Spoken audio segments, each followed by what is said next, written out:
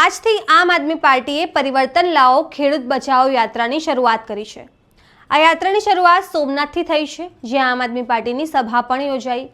આ સભામાં આમ આદમી પાર્ટીના પ્રદેશ અધ્યક્ષ ઈસુદાન ગઢવીએ ભાજપ પર આકરા પ્રહાર કર્યા છે। નમસ્કાર, હું છું ચંદ્રિકા પુત્રી નિરાલી।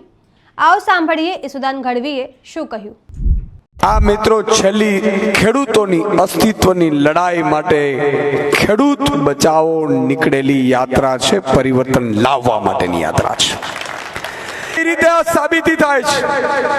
તમે જુઓ, આપણે ખેડૂતો માટે લડત ચડાવી, ખેડૂતો માટે અવાજ ઉઠાવ્યો।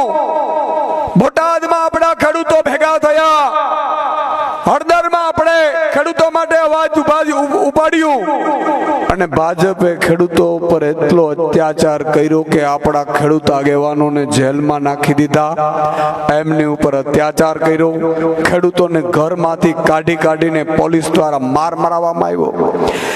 જેમ જલિયાવાલા બાગમાં જનરલ ડાયરે જે કામ કર્યું હતું, આખા ઘેરીને આપણા ઉપર અત્યાચાર કર્યો તો, ગોળીબાર કર્યું હતું, એવી જ પરિસ્થિતિ હળદર ગામમાં ભાજપે આખા ગામને ઘેરીને પોલીસ દ્વારા કરાવડાવ્યું હતું।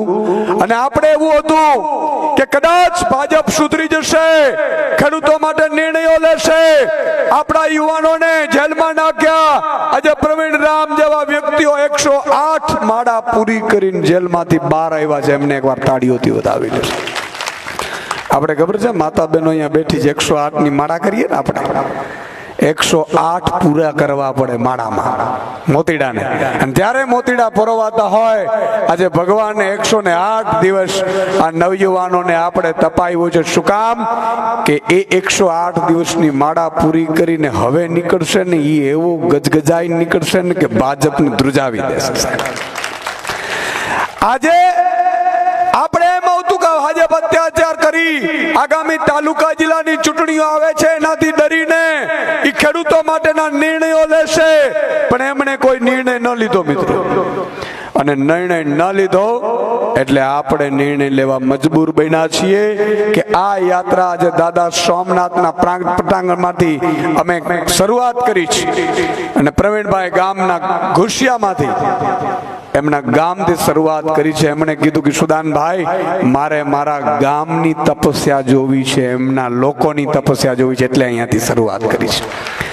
અને આવા ધોમ તડકામાં તમે અહીંયા ઉપસ્થિત છો, એનો મતલબ એ થયો કે પ્રવીણભાઈને ગામે લીલી ઝંડી આપી છે કે જાઓ, હવે તમે ખેડૂતો માટે લડો, અમે તમારી સાથે છીએ, તમે સર્ટિફિકેટ આપ્યું છે સાહેબ।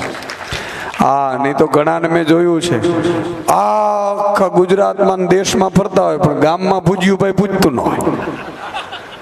હા, ગામમાં એમ કહેતા કે આ હું હાલી નીકળાય, સરપંચમાં ચૂંટાય નહીં। પણ આજે એક ભાઈએ અહીંયા કહ્યું હતું કે ભારતીય પક્ષ ઉપર રહીને, મિત્રો આ ખેડૂતોની લડાઈ છે। હું ભાજપના સાંસદો, મંત્રીઓ, મુખ્યમંત્રીને કહું છું કે તમે પણ આ યાત્રામાં જોડાઓ ને ખેડૂતો માટે અવાજ ઉઠાવો। તો જેમ તમે ઈસુદાન ગઢવીની વાત સાંભળી, તમે તેમની વાતને લઈને કેટલા સહેમત છો, શું વિચારો છો, કમેન્ટ કરીને જણાવો। અત્યાર માટે બસ આટલું જ। સમાચારને લગતી વધુ અપડેટ્સ માટે અમારી વેબસાઇટ www.gujaratplus.in પર પણ માહિતી મેળવી શકો છો। ધન્યવાદ।